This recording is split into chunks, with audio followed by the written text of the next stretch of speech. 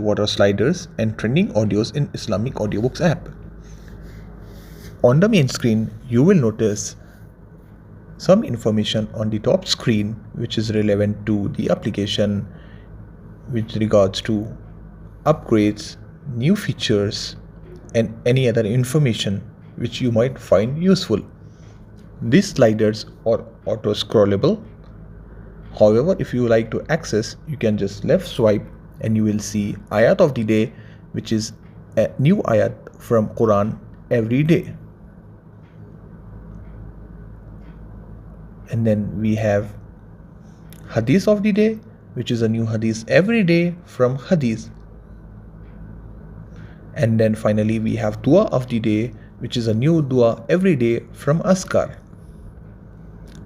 Going below, you will see Askar of the day, which has related duas from Askar.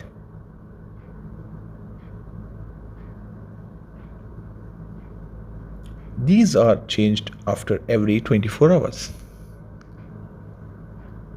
So you get to see new Askar every day. Finally, we have latest audios where you can see the latest 5 recently uploaded audios.